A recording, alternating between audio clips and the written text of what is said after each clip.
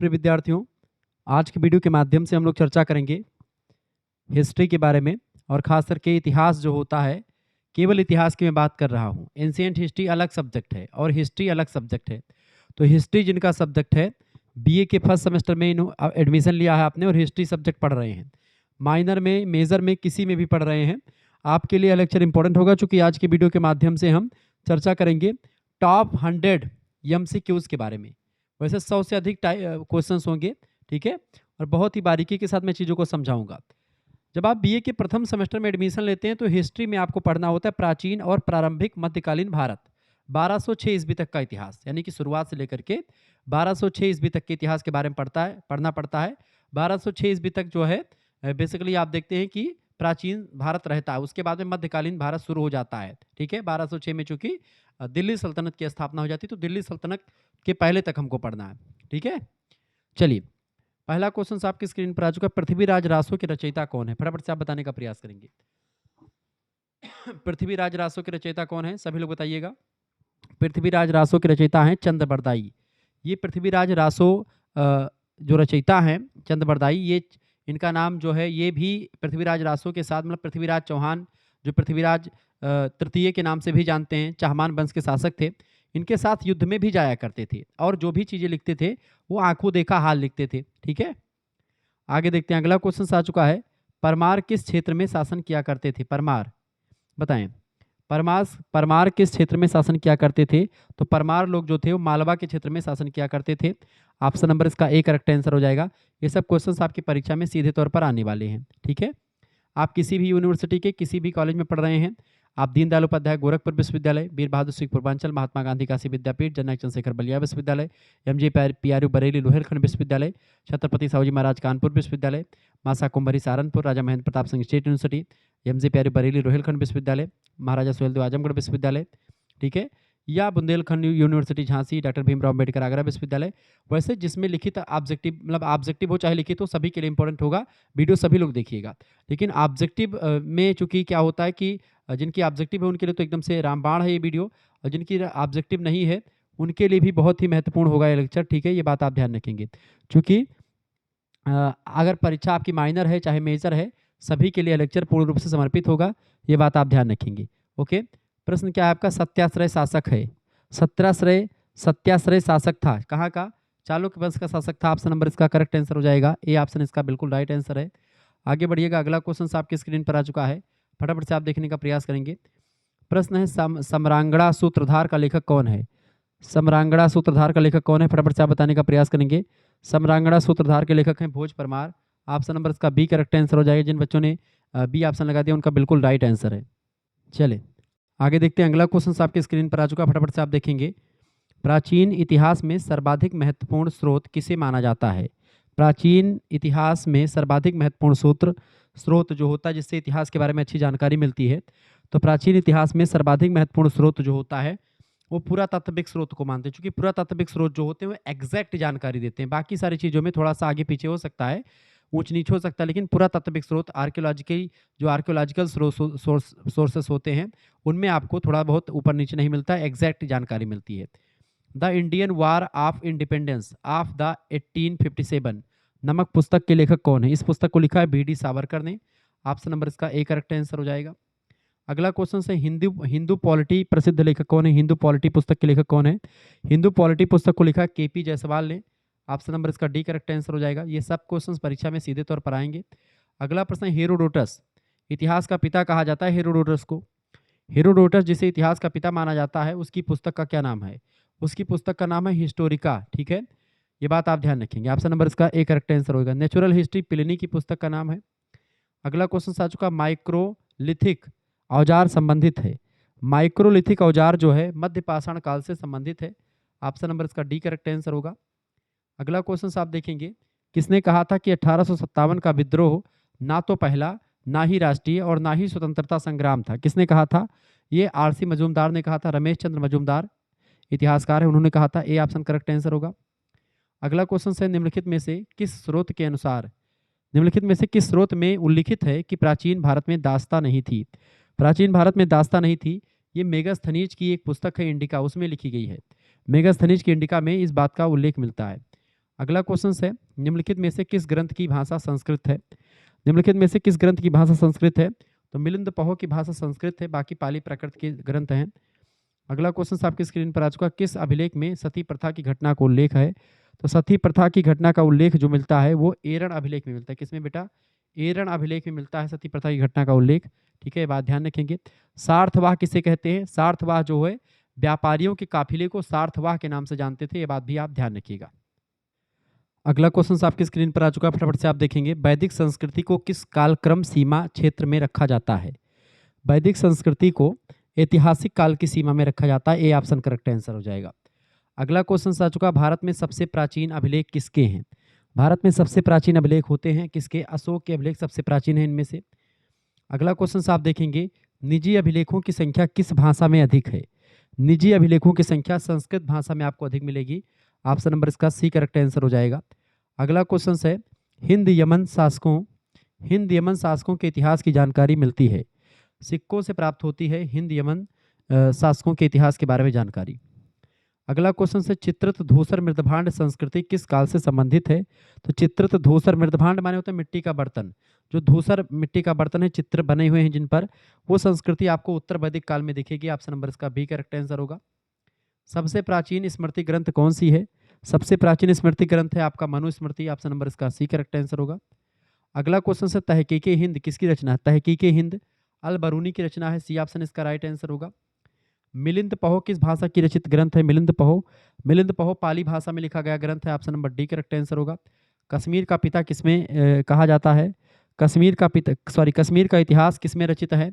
कश्मीर का इतिहास जो है वो किस पुस्तक में लिखा गया है? कल्हड़ की राजतरंगड़ी नाम की पुस्तक है। राजतरंगड़ी के लेखक कौन है? कल्हड़ हैं, जो कि कश्मीर के राजाओं के इतिहास के बारे में लिखते हैं। राजतरंगड़ी मैंने होते राजाओं का एक प्रकार से जो काल अनुक्रम है उसके बारे में लिखा। अर्थशास्त्र पुस्तक के लेखक हैं कौटिल्य यानी चाणक्य, उनका बचपन का नाम था विष्णुगुप्त। रामायण के रचयिता है महर्षि वाल्मीकि जी, और इंडिका को लिखा है मेगस्थनीज ने। अगला क्वेश्चन है, अर्थशास्त्र के रचयिता कौन है? अर्थशास्त्र के रचयिता है Chanakya, B option correct answer होगा। हर्षचरित की रचना किसने करी है? बाणभट्ट ने लिखी है हर्षचरित को, option number B correct answer होगा। हर्षवर्धन के बारे में जानकारी देती है रचना हर्षचरित। अगला क्वेश्चन आपकी स्क्रीन पर आज मृच्छकटिकम के रचनाकार हैं। मृच्छकटिकम जो है ये शूद्रक की रचना है, मृच्छकटिकम, बी ऑप्शन इसका करेक्ट आंसर हो जाएगा। अगला क्वेश्चन आप देखेंगे, प्रश्न है 10 कुमार चरित के रचयिता हैं। 10 कुमार चरित के रचयिता हैं दंडी, ऑप्शन नंबर इसका बी करेक्ट आंसर होगा। गीत गोविंद के रचयिता कौन है? गीत गोविंद के रचयिता हैं Jaydev, A option correct answer हो जाएगा। बीए फर्स्ट सेमेस्टर हिस्ट्री के आप क्वेश्चन आंसर देख रहे हैं तीव्र गति से खूब। अगला क्वेश्चन है, हर्षवर्धन द्वारा रचित ग्रंथ है। हर्षवर्धन के द्वारा रचित ग्रंथ है प्रियदर्शिका, नागानंद और रत्नावली, तीनों हैं, डी ऑप्शन करेक्ट आंसर होगा उपयुक्त सभी। अगला क्वेश्चन है, किसे आदि कवि माना जाता है? आदि कवि किसे माना जाता है बेटा? आदि कवि वाल्मीकि को मानते हैं, ऑप्शन नंबर इसका सी करेक्ट आंसर हो जाएगा। आदि कवि वाल्मीकि को मानते हैं। अगला क्वेश्चन है, बुद्ध चरित के लेखक कौन है? बुद्ध चरित नाम की रचना को किसने लिखा है? बुद्ध चरित को लिखा है अश्व घोष ने, ऑप्शन नंबर इसका सी करेक्ट आंसर होगा। बहुत ही जबरदस्त तरीके से और तीव्र गति से आप लोग आंसर देख रहे हैं, वीडियो को जान पा रहे हैं। अगला क्वेश्चन, सर्वप्रथम सिक्कों पर लेख लिखवाने का कार्य किसने किया? सर्वप्रथम सिक्कों पर लेख लिखवाने का कार्य किया था हिंद यमन शासकों ने, ऑप्शन नंबर इसका सी राइट आंसर हो जाएगा। जिन बच्चों ने सी लगाया उनका बिल्कुल राइट आंसर। अगला प्रश्न, सबसे प्राचीन अभिलेख कौन सा है? सबसे प्राचीन अभिलेख इनमें से है बोगज कुई का अभिलेख, ऑप्शन नंबर इसका ए करेक्ट आंसर हो जाएगा। अगला क्वेश्चन आ चुका है, चंद्रगुप्त विक्रमादित्य के दरबार में आया था कौन सा यात्री? चंद्रगुप्त विक्रमादित्य के दरबार में फाहियान नाम का चीनी यात्री आया था। ठीक है, ये बात ध्यान रखें। मेगस्थनीज चंद्रगुप्त मौर्य के दरबार में आया था, इंडिका पुस्तक लिखता है। ठीक है, ह्वेनसांग जो है हर्षवर्धन के दरबार में आया था। अगला क्वेश्चन आ चुका है, इंडिका पुस्तक किसकी रचना है? इंडिका के लेखक कौन है? मेगस्थनीज हैं, ऑप्शन नंबर इसका ए करेक्ट आंसर होगा। हेरोडोटस की रचना का क्या नाम है? हिस्टोरिका, जो कि इतिहास के जनक हैं। अगला क्वेश्चन है, इतिहास का पिता किसे कहा जाता है? हेरोडोटस को, ए ऑप्शन करेक्ट आंसर होगा। मुद्रा राक्षस किसकी रचना है? विशाखदत्त की रचना मुद्रा राक्षस। ठीक है, ये बात आप ध्यान रखेंगे। और महाभाष्य पतंजलि की रचना है। और पाणिनि की रचना कौन सी है? पाणिनि की रचना है व्याकरण का ग्रंथ, सबसे इंपॉर्टेंट कौन सा ग्रंथ है व्याकरण का? वो ग्रंथ पाणिनि का है। ठीक है, अगला क्वेश्चन है, जैन ग्रंथ कल्पसूत्र के रचयिता कौन है? जैन ग्रंथ कल्पसूत्र के रचयिता हैं Bhadrabahu, B option correct answer हो जाएगा। ये सारे क्वेश्चंस परीक्षा में सीधे तौर पर आने वाले हैं, इसीलिए मैंने कहा कि आपको बता दिया जाए, ये बात आप ध्यान रखेंगे। चले, अगला क्वेश्चन है, मिलिंद पहो किसकी रचना है? बताएं, मिलिंद पहो किसकी रचना बेटा? मिलिंद पहो किसकी रचना है? सभी लोग बताने का प्रयास करें। मिलिंद पहो, मिलिंद पहो की रचना के लेखक कौन है? मिलिंद पहो। मिलिंद पहो की बात की तो पाली भाषा में लिखी गई रचना है और लिखा है किसने? नागसेन ने। किसने लिखा है? नागसेन की रचना है मिलिंद पहो। ठीक है, ये बात आप ध्यान रखेंगे। अगला क्वेश्चन आपके स्क्रीन पर आ चुका है। ऋग्वेद में अघन्या अघन्या शब्द का प्रयोग हुआ है। अघन्या शब्द जो है वो गाय के लिए प्रयोग किया गया। अघन्या माने होता है कि हत्या ना करने वाला या जिसका वध ना किया जा सके, उसी को अघन्या कहा गया है। तो वैदिक काल में, ठीक है, अघन्या जो है शब्द का प्रयोग बड़ा होता था। अघन्या मतलब कि गाय को नहीं मारा जाता था। ये सब रिपीटेड क्वेश्चन है। अगला क्वेश्चन आ चुका है। ऋग्वैदिक पाणी किस वर्ग के नागरिक थे? ऋग्वैदिक पाणी जो होते थे वो व्यापारी वर्ग के निवासी मतलब नागरिक थे। ऑप्शन नंबर इसका डी करेक्ट आंसर होगा। सबसे प्राचीनतम वेद कौन सा है? सबसे प्राचीनतम वेद है ऋग्वेद। ठीक है, ऑप्शन नंबर इसका डी करेक्ट आंसर होगा। इसमें 10 मंडल हैं। ठीक है, ये बात ध्यान रखेंगे। और यजुर्वेद मतलब सामवेद जो है संगीत शास्त्र का जनक कहा जाता है। संगीत का जनक सामवेद को कहते हैं। आयुर्वेद जो होता है इसमें जो जादू टोना टटका इन सभी के बारे में बताया गया है। शिवाजी एंड हिज टाइम्स पुस्तक के लेखक, शिवाजी एंड हिज टाइम्स पुस्तक को लिखा है सर जदुनाथ सरकार ने। Option number B correct answer होगा। अगला क्वेश्चन है अर्थशास्त्र के लेखक कौन है? Kautilya. Option number A correct answer होगा। त्रिपिटक संबंधित, त्रिपिटक जो है बौद्ध धर्म से संबंधित है। त्रिपिटक में 3 पिटक आते हैं, बात आप ध्यान रखेंगे। विनय पिटक, अभिधम पिटक और एक और पिटक आपका है। ठीक है, अभिधम पिटक, अभिधम पिटक जो होता है, विनय पिटक, सुत्त पिटक, हाँ सुत्त पिटक, अभिधम पिटक और विनय पिटक। अगला क्वेश्चन है राज तरंगड़ी के लेखक कौन है? कल्हड़ है। Option number A correct answer हो जाएगा। विक्रमांक देवचरित बिल्हड़ ने लिखा है। अगला क्वेश्चन बाण भट्ट ने हरचरित लिखा है।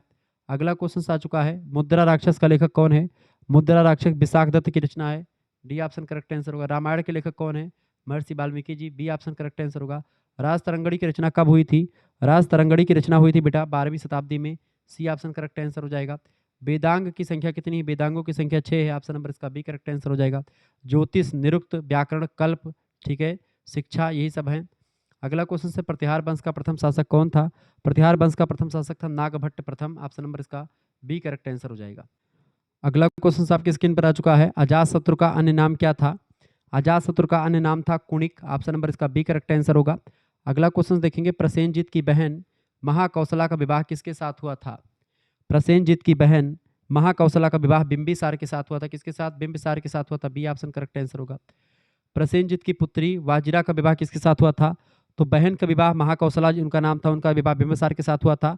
और जो प्रसेनजीत की पुत्री थी वजीरा, उनका विवाह हुआ था अजातशत्रु के साथ। ए ऑप्शन इसका करेक्ट आंसर होगा।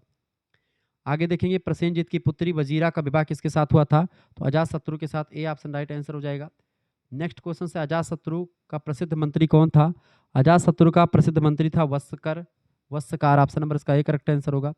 राजगृह की सप्तपर्णी गुफा, राजगृह की सप्तपर्णी गुफा में प्रथम बौद्ध संगीति का आयोजन किसके काल में हुआ था? अजातशत्रु के काल में ही हुआ था। ऑप्शन नंबर इसका बी लगा दी, चाहे सी लगा डी लगा दी, दोनों एक ही लिखा हुआ है। अगला क्वेश्चन है अजातशत्रु के बाद मगध का सम्राट कौन बना? अजातशत्रु के बाद में मगध का जो गद्दी पर बैठा वो बैठा था उदयभद्र यानी Udayan. Option number B correct answer होगा। बौद्ध ग्रंथों में पितृहंता किसे कहा गया? पितृहंता, बौद्ध ग्रंथों में पितृहंता उदयन को कहा गया है। ऑप्शन नंबर इसका सी करेक्ट आंसर होगा। पाटलिपुत्र नामक नगर की स्थापना किसने करी थी? पाटलिपुत्र नगर की स्थापना उदयन ने करी थी। बी ऑप्शन करेक्ट आंसर होगा। उदयन किस धर्म का पोषक जो है था? और ये जैन धर्म का पोषक राजा था। Option number B correct answer हो जाएगा। शिशुनाग वंश का उत्तराधिकारी हुआ, शिशुनाग वंश का उत्तराधिकारी हुआ था Kalashoka. Option number C correct answer हो जाएगा इसका। सम्राट अशोक किसके पुत्र थे? सम्राट अशोक बिंदुसार के पुत्र थे। Option number B correct answer होगा। चाणक्य किस शासक का प्रधानमंत्री था? तो चाणक्य जो थे किस शासक के प्रधानमंत्री थे? चंद्रगुप्त मौर्य के प्रधानमंत्री थे Chanakya. Option number C correct answer हो जाएगा इसका। अगला क्वेश्चन आपके स्क्रीन पर आ चुका है। मौर्य दरबार में रहने वाला यूनानी राजदूत, मौर्य दरबार में रहने वाला यूनानी राजदूत का नाम है मेगास्थनीज का लेखक इंडिका, मतलब इंडिका का लेखक मेगास्थनीज, मेगास्थनीज नाम है और इंडिका पुस्तक लिखी इसने। अगला क्वेश्चन है अशोक की प्रमुख विजय किस राज्य के विरुद्ध हुई थी? तो ये कलिंग विजय किया था इसने अशोक ने, और उसी के बाद में आप देखते हैं ये युद्ध से संन्यास ले लेता है। अगला क्वेश्चन है धम्म घोष किस शासक का नारा था? धम्म घोष अशोक का नारा था। Option number A correct answer हो जाएगा। अगला प्रश्न आप देखेंगे, देखिए अशोक को उसके अभिलेखों में क्या कहकर संबोधित किया गया है? अशोक को उसके अभिलेखों में देवनाम प्रिय कहा गया है। Devanampriya, option number B correct answer होगा। अशोक के अभिलेख किस भाषा में है? तो अशोक के अभिलेख आपको अधिकतर प्राकृत भाषा में मिलेंगे या पाली भाषा में मिलेंगे। अगला क्वेश्चन है अशोक का धौली लेख कहाँ से मिलता है? अशोक का धौली लेक जो मिलता है वो भुवनेश्वर यानी उड़ीसा से मिलता है। सी ऑप्शन करेक्ट आंसर होगा। अशोक ने अपने पुत्र को किस देश में धर्म प्रचार के लिए भेजा था? श्रीलंका में भेजा था, सिंघल द्वीप जिसको कहते हैं। उस समय सिंघल द्वीप कहते थे, आज श्रीलंका जो कहते हैं उसी को। ठीक है, तो वहीं पर भेजा था अपने पुत्र को प्रचार के लिए। किस प्रचार के लिए? धर्म के प्रचार के लिए। किस धर्म के लिए? बौद्ध धर्म के प्रचार के लिए। अगला क्वेश्चन आप देखेंगे, मौर्य प्रशासन में समाहर्ता था। मौर्य प्रशासन में समाहर्ता कौन था? राजस्व अधिकारी को समाहर्ता कहते थे मौर्य प्रशासन में। ऑप्शन नंबर इसका ए करेक्ट आंसर हो जाएगा। ये सारे क्वेश्चंस अगर आप याद कर लेते हैं, आप ये 2 से 3 बार वीडियो को देख लेते हैं, आपको कहीं से कुछ पढ़ने की जरूरत नहीं पड़ेगी। अगला क्वेश्चन है, नगर का प्रमुख शासक मौर्य शासन में कहलाता था। नगर का प्रमुख शासक मौर्य शासन में क्या कहलाता था? उसको बोलते थे नागरक। ऑप्शन नंबर इसका डी करेक्ट आंसर हो जाएगा। अगला क्वेश्चन है, सीता अध्यक्ष मौर्य प्रशासन से संबंधित था। सीता अध्यक्ष मौर्य प्रशासन संबंधित था कृषि विभाग से। ऑप्शन नंबर इसका सा करेक्ट आंसर होगा। प्राच्य या प्राची प्रांत की राजधानी क्या थी? प्राच्य या प्राची प्रांत की राजधानी क्या थी? पाटलिपुत्र थी। ऑप्शन नंबर इसका ए करेक्ट आंसर हो जाएगा। अगला क्वेश्चन आ चुका है आपका, अगला प्रश्न क्या आ चुका है? महामात्य महामात्य सर्प किस विभाग का अमात्य था? महामात्य महामात्याप सर्प किस विभाग का अमात्य था? तो ये गुप्तचर विभाग का होता था, बी ऑप्शन। अगला क्वेश्चन से, अर्थशास्त्र पुस्तक में किसे गूढ़ पुरुष कहा गया है? गूढ़ पुरुष जो है, गुप्तचरों को गूढ़ पुरुष कहा गया है अर्थशास्त्र पुस्तक में। ऑप्शन नंबर इसका बी करेक्ट आंसर हो जाएगा। अगला क्वेश्चन आपकी स्क्रीन पर आ चुका, फटाफट से आप देखने का प्रयास करेंगे। प्रश्न, निम्नलिखित में से किस हड़प्पन नगर से जुते हुए खेतों का प्रमाण मिला है, निशान मिला है? तो जुते हुए खेतों का प्रमाण या निशान मिला है कालीबंगा से। ऑप्शन नंबर इसका ए करेक्ट आंसर हो जाएगा। निम्नलिखित में से किस हड़प्पन नगर से जुते हुए खेतों का निशान मिला है? तो कालीबंगा से मिला, ए ऑप्शन। अगला क्वेश्चन आप देखेंगे, प्रश्न है, निम्नलिखित में से कौन सा सिंधु घाटी की सभ्यता से संबंधित स्थल नहीं है? सिंधु घाटी सभ्यता से संबंधित स्थल जो है रोपड़, लोथल, कालीबंगा ये सब है, पाटलिपुत्र नहीं है। तो करेक्ट आंसर हो जाएगा सी ऑप्शन पाटलिपुत्र। अगला क्वेश्चन है, सिंधु सभ्यता का कौन सा स्थान भारत में स्थित है? सिंधु सभ्यता का कौन सा स्थान भारत में स्थित है? तो लोथल जो है ये भारत में स्थित है। ऑप्शन नंबर इसका सी करेक्ट आंसर हो जाएगा। अगला क्वेश्चन से, बुर्ज होम संबंधित है। बुर्ज होम संबंधित है किससे? बुर्ज होम नवपाषाण काल से संबंधित है। नवपाषाणकालीन स्थल है Burzahom. Option number C correct answer होगा इसका। सिंधु सभ्यता का कौन सा स्थान भारत में स्थित है? सिंधु सभ्यता का कौन सा स्थान भारत में स्थित है? लोथल जो है भारत में स्थित है। ऑप्शन नंबर इसका ए करेक्ट आंसर होगा। सिंधु घाटी सभ्यता गैर आर्य क्यों थी? सिंधु घाटी सभ्यता गैर आर्य क्यों थी? सिंधु घाटी सभ्यता गैर आर्य इसलिए थी क्योंकि वह नगरीय सभ्यता थी। ऑप्शन नंबर इसका ए करेक्ट आंसर होगा। अगला क्वेश्चन है, सिंधु सभ्यता या सिंधु घाटी सभ्यता का महान स्नान घर पाया जाता है। जो महान स्नान घर मिला है वो मोहनजोदाड़ो से मिला है। ऑप्शन नंबर इसका बी करेक्ट आंसर हो जाएगा। अगला क्वेश्चन है, निम्नलिखित में से कौन सा हड़प्पा स्थल गुजरात में स्थित नहीं है? निम्नलिखित में से कौन सा हड़प्पा स्थल गुजरात में स्थित नहीं है? तो सुतका गंडोर जो है गुजरात में स्थित नहीं है। ऑप्शन नंबर इसका सी करेक्ट आंसर। बाकी सुरकोटदा, रंगपुर, देसलपुर ये सब गुजरात में स्थित शहर हैं। अगला क्वेश्चन है, जुते हुए खेत के साक्ष्य प्राप्त हुए हैं। जुते हुए खेत के साक्ष्य कालीबंगा से मिले हैं। अगला क्वेश्चन है, ऋग्वेद में सबसे पवित्र नदी किसे माना गया है? ऋग्वेद में सबसे पवित्र नदी माना गया है सरस्वती नदी को। ठीक है, सरस्वती नदी को सबसे पवित्र नदी माना गया है। सबसे अधिक बार उल्लेख भी सरस्वती नदी का ही हुआ है वेदों में। ठीक है, अगला क्वेश्चन आपकी स्क्रीन पर आ चुका है, हर्षवर्धन के सोने के सिक्के के पृष्ठभाग पर किसका अंकन हुआ है? बताएं। हर्षवर्धन के सोने के सिक्के के पृष्ठभाग पर किसका अंकन है? तो हर्षवर्धन के सोने के सिक्के के पृष्ठभाग पर शिव पार्वती का अंकन है। Option number C correct answer हो जाएगा। अगला क्वेश्चन है, ह्वेन-सांग के अनुसार नालंदा विश्वविद्यालय में कितने विद्यार्थी शिक्षा प्राप्त करते थे? तो ह्वेन-सांग कहता है, ये हर्षवर्धन के समय भारत में आया था। ह्वेन-सांग कहता है कि कम से कम 10,000 व्यक्ति जो थे, 10,000 स्टूडेंट नालंदा विश्वविद्यालय में पढ़ते थे जब ये आया था। हर्षवर्धन किसका पुत्र था? हर्षवर्धन के पिताजी का नाम था प्रभाकर वर्धन। हर्षवर्धन के बड़े भाई का नाम था राज्यवर्धन।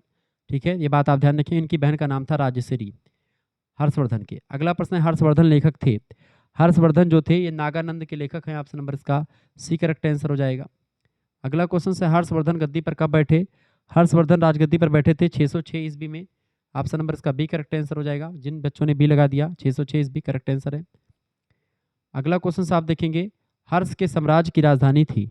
हर्ष के साम्राज्य की राजधानी थी कन्नौज। ऑप्शन नंबर इसका ए करेक्ट आंसर हो जाएगा। अगला क्वेश्चन है, हर्षवर्धन के शासनकाल में किस चीनी यात्री ने भारत की यात्रा करी थी? हर्षवर्धन के शासनकाल में ह्वेन-सांग ने भारत की यात्रा करी थी। और ह्वेन-सांग की पुस्तक का क्या नाम है? ये पुस्तक भी पूछी जाती है, तो सी यू की नाम की पुस्तक लिखा है इसने। ठीक है, अगला क्वेश्चन से हर्षवर्धन की मृत्यु कब हुई थी? हर्षवर्धन की मृत्यु 647 ईस्वी में हो जाती है। सी ऑप्शन इसका करेक्ट आंसर होगा। परमार वंश की राजकुमारी थी, परमार वंश की राजकुमारी थी धारा, ऑप्शन नंबर इसका सी करेक्ट आंसर होगा। अगला, परमार वंश की परमार वंश की राजधानी क्या थी? धारा। परमार वंश की राजधानी थी धारा। अगला क्वेश्चन आ चुका है, अजमेर शहर का निर्माण किसने करवाया था? अजमेर शहर का निर्माण अजय राज ने करवाया था। अजमेर शहर का निर्माण किसने करवाया था? अजय राज ने अजमेर शहर का निर्माण करवाया। सी ऑप्शन करेक्ट आंसर होगा। अगला क्वेश्चन से राजपूतों की विदेशी उत्पत्ति के मत का प्रतिपादन सर्वप्रथम किसने किया? राजपूतों की राजपूतों की विदेशी उत्पत्ति के मत का प्रतिपादन सर्वप्रथम किसने किया था? कर्नल जेम्स टार्ड ने किया था। कर्नल जेम्स टार्ड ने किया था। ये ऑप्शन करेक्ट आंसर हो जाएगा। अगला क्वेश्चन है, हर्षकालीन शासन व्यवस्था में भुक्ति कहा जाता है। हर्षकालीन शासन व्यवस्था में भुक्ति जो है वो प्रांतों को भुक्ति कहते थे। ऑप्शन नंबर इसका बी बिल्कुल करेक्ट आंसर हो जाएगा। ये सारे क्वेश्चंस मोस्ट रिपीटेड हैं। अगला क्वेश्चन आपकी स्क्रीन पर आ चुका है, हर्षवर्धन ने नालंदा विश्वविद्यालय के रखरखाव के लिए कितने गांवों को दान दिया था? हर्षवर्धन ने नालंदा विश्वविद्यालय के रखरखाव के लिए 100 गांवों को दान में दे दिया था। ऑप्शन नंबर इसका ए करेक्ट आंसर हो जाएगा। आगे बढ़ते हैं और भी प्रश्नों को जानने का प्रयास करते हैं। अगला क्वेश्चन आ चुका है, गुप्त राजवंश की राजधानी गुप्त राजवंश की स्थापना कब हुई थी? 275 ईस्वी में हुई थी गुप्त वंश की राजधानी। ऑप्शन नंबर इसका सी करेक्ट आंसर हो जाएगा। ठीक है, अगला क्वेश्चन आपके स्क्रीन पर आ चुका है, फटाफट से आप देखेंगे, हर्षवर्धन के समय की सूचनाएं किसकी पुस्तकों में निहित हैं? फटाफट से आप बताने का प्रयास करेंगे, सभी लोग बताने का प्रयास करेंगे।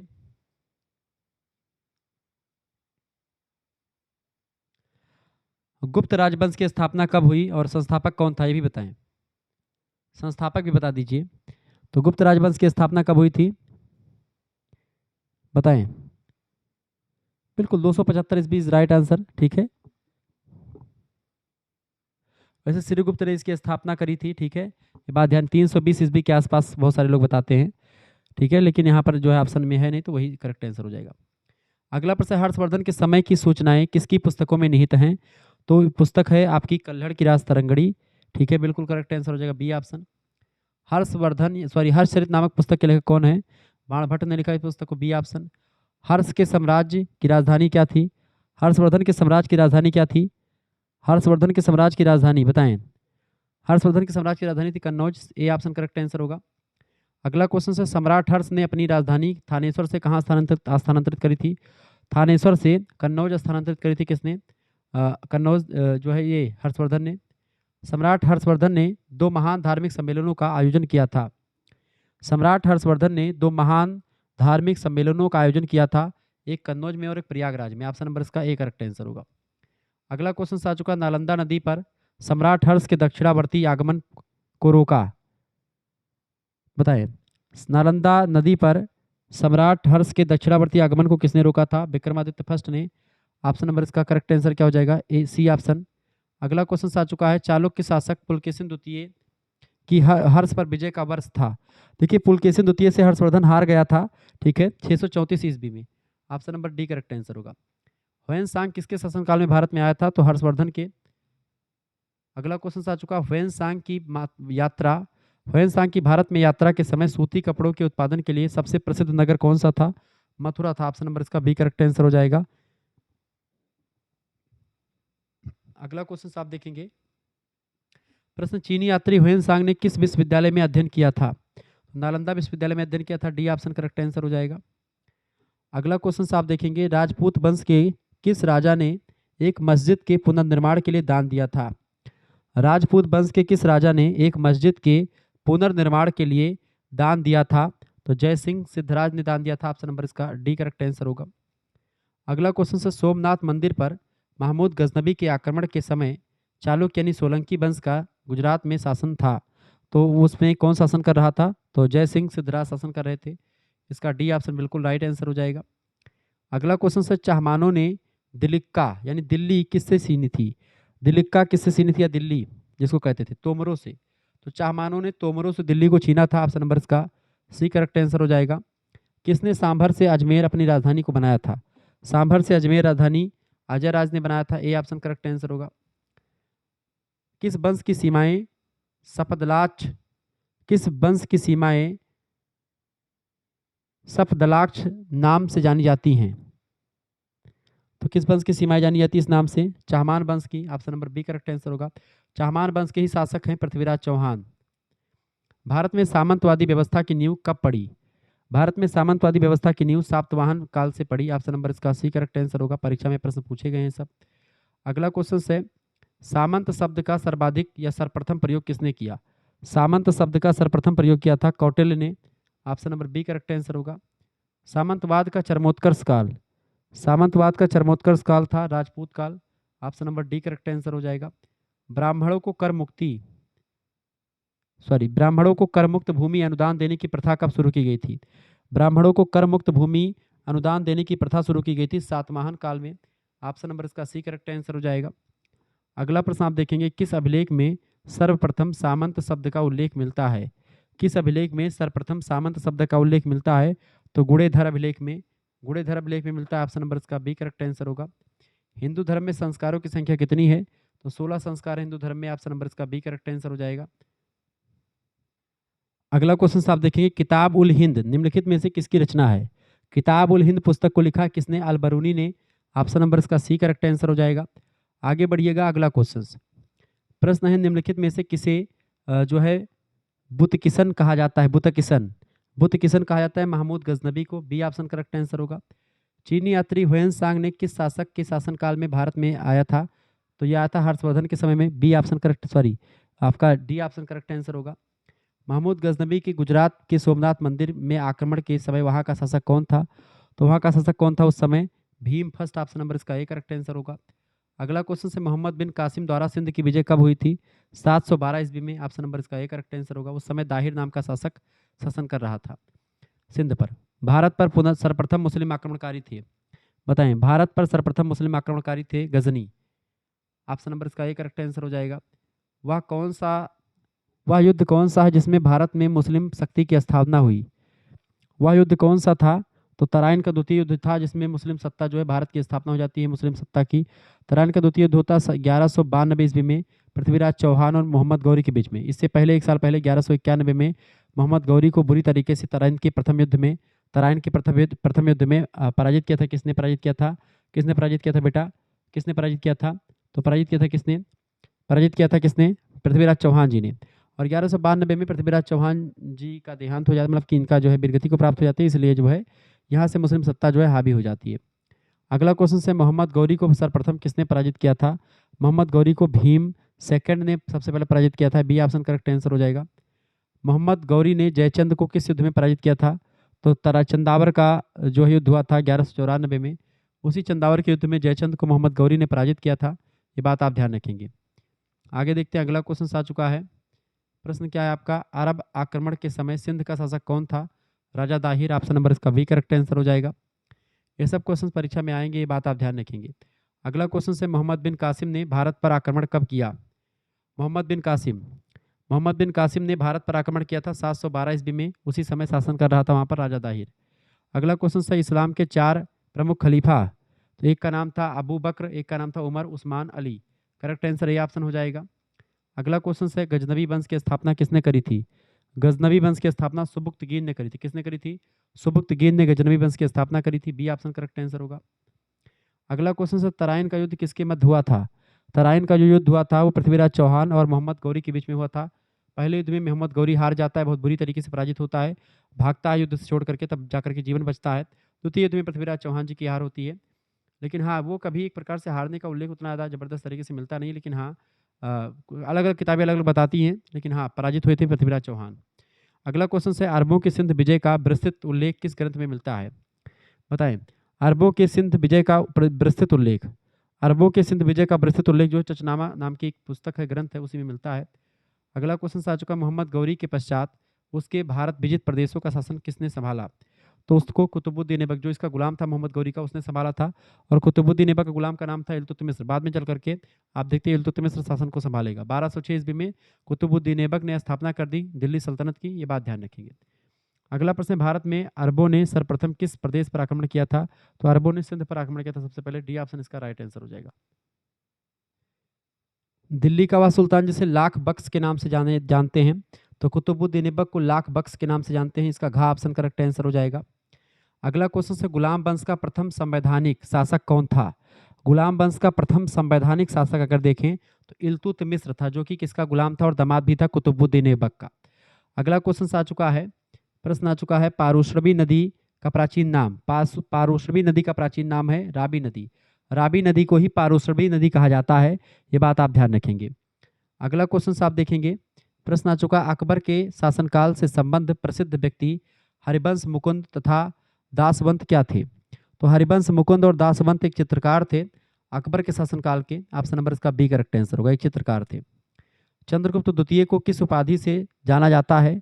चंद्रगुप्त द्वितीय को विक्रमादित्य की उपाधि से सम्मानित किया जाता है, बी ऑप्शन करेक्ट आंसर होगा।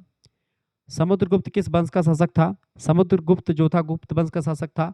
नेपोलियन, भारत का नेपोलियन समुद्रगुप्त को कहा जाता है। समुद्रगुप्त जो है प्रयाग प्रशस्ति के लेखक कौन है? हर्षेण है, जिसके जो संबंधित किससे है? समुद्रगुप्त से संबंधित है। अगला क्वेश्चन से, मोहनजोदाड़ो किस नदी के तट पर अवस्थित है? मोहनजोदाड़ो जो है वो किस नदी के तट पर स्थित है? सिंधु नदी के तट पर स्थित है, इसीलिए इसको सिंधु घाटी सभ्यता भी कहा जाता है।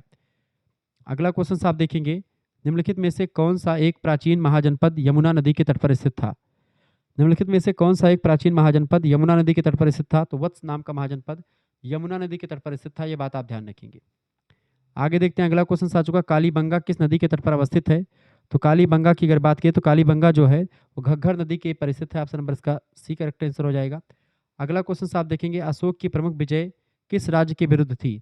अशोक की प्रमुख विजय, अशोक की प्रमुख विजय जो थी वो कलिंग राज्य के विरुद्ध थी। ऑप्शन नंबर इसका बी करेक्ट आंसर होगा। चिनाब किस नदी का आधुनिक नाम है? चिनाब नदी जो है ये अरिकानी नदी का नया नाम है। चिनाब जिस नदी को कहते हैं पहले उसको अरिकानी नदी कहते थे। अगला क्वेश्चन आ चुका है, इंडिका किसके द्वारा लिखी गई पुस्तक है? मेगास्थनीज की पुस्तक है। अगला क्वेश्चन से, अर्थशास्त्र किस विषय से संबंधित मौर्यकालीन रचना है? तो अर्थव्यवस्था से रिलेटेड है, ठीक है। ऑप्शन नंबर इसका बी करेक्ट आंसर हो जाएगा। इस तरीके से आप लोगों ने बहुत सारे प्रश्नों को समझा, ये बात आप ध्यान रखेंगे। तो आप सभी लोगों को अगर हमारे पीडीएफ कोर्स से ज्वाइन होना तो आप जुड़ सकते हैं 91 61 93 60 62 पर आप जुड़ करके सभी सब्जेक्ट का पीडीएफ नोट्स प्राप्त सकते हैं। प्रैक्टिस सेट प्राप्त कर सकते हैं, sociology, political science, Hindi, history, Sanskrit सभी का आप पीडीएफ नोट्स प्राप्त कर सकते हैं मात्र 100 रुपये फीस में। आप इस नंबर पर अपना नाम, अपनी यूनिवर्सिटी का नाम, अपने सब्जेक्ट के नेम और आप किस सेमेस्टर में लिख करके आप भेज दीजिएगा, ठीक है। मात्र 100 रुपये फीस में आपके लिए पूरी व्यवस्था कर दी गई है। इसी नंबर पर व्हाट्सएप पर जैसे आप अपना नाम, यूनिवर्सिटी का नाम, सब्जेक्ट नेम लेकर के भेजेंगे, आपके पास एक स्कैनर यानी क्यूआर कोड भेजा जाएगा। उसी क्यूआर कोड पर आपको मात्र 100 रुपये फीस जमा कर देने हैं। जैसे आप फीस जमा करेंगे आपको व्हाट्सएप ग्रुप से जोड़ा जाएगा, वहीं पर आपको लाइव क्लास की link, PDF notes, model paper, revision class, marathon class, practice set सब कुछ आपको मिलेगा। यहाँ तक कि आपको मेजर का भी, माइनर का भी, को करिकुलर का भी, इन सभी सब्जेक्ट का मिल जाएगा। को करिकुलर का 5 प्रैक्टिस सेट ऑलरेडी हो चुका है, उसकी प्रैक्टिस सेट यानी 500 क्वेश्चन, ठीक है। 100 क्वेश्चन के 5 प्रैक्टिस सेट वो आपको मिल जाएंगे साल्फा में, पिछले साल के तमाम सारे पेपर्स, ठीक है। सब्जेक्ट आपके जैसे geography, polity, Hindi, Sanskrit, geography, अंग्रेजी, जो भी सब्जेक्ट आपका होगा, शिक्षा शास्त्र, समाज शास्त्र, ठीक है, गृह विज्ञान, सभी सब्जेक्ट की, एंशियंट हिस्ट्री सभी सब्जेक्ट का आपको मिल जाएगा कोर्स मात्र 100 रुपये फीस में। सभी सब्जेक्ट केवल 100 रुपये फीस में सारे सब्जेक्ट का मिल जाएगा इसमें, ठीक है। जो बच्चे जुड़ना चाहते हो जुड़ सकते हैं। वीडियो को लाइक करें, चैनल को सब्सक्राइब कर लीजिएगा और शेयर कर दीजिएगा सभी दोस्तों के साथ इस वीडियो को, ठीक है। अगला क्वेश्चन आप देखें, गायत्री मंत्र संबोधित है या संबंधित है? गायत्री मंत्र जो है सविता को संबोधित करता है। सविता माने होता है भगवान सूर्य, ठीक है, या माता गायत्री। तो गायत्री मंत्र जो है भगवान सूर्य की जो किरण है, जो तेज है, वही माता गायत्री कहा जाता है, ठीक है। आप देखते हैं ओम भूर्भुवः स्वः तत्सवितुर्वरेण्यं, सवितुर सवितुर्वरेण्यं, ठीक है। तो सविता माने होता है भगवान सूर्य की जो तेज पुंज है वो। वैदिक युग की सर्वाधिक प्राचीन संस्था कौन सी थी? बताएं। वैदिक युग की सर्वाधिक प्राचीन संस्था कौन सी थी? उसका नाम है बीतथ। ऑप्शन नंबर इसका डी करेक्ट आंसर होगा। दसराग युद्ध किस नदी के तट पर लड़ा गया था? दसराग युद्ध जो था वो पारुश्रवी नदी यानी राबी नदी के तट पर 10 राजाओं का युद्ध लड़ा गया था। Option number B correct answer होगा, हमेशा प्रश्न परीक्षा में आया हुआ है। अगला क्वेश्चन से, पुराणों के अनुसार मगध पर सर्वप्रथम किस वंश ने शासन किया था? पुराणों के अनुसार मगध पर सर्वप्रथम किस वंश ने शासन किया था? तो बहिद्रथ वंश ने शासन किया था, बहिद्रथ वंश। ऑप्शन नंबर इसका ए करेक्ट आंसर होगा। मगध साम्राज्य की महत्ता का वास्तविक संस्थापक, मगध साम्राज्य की महत्ता का वास्तविक संस्थापक था Bimbisara. Option number B correct answer होगा। किस गणराज्य के साथ अजातशत्रु ने 16 वर्षों तक युद्ध किया था?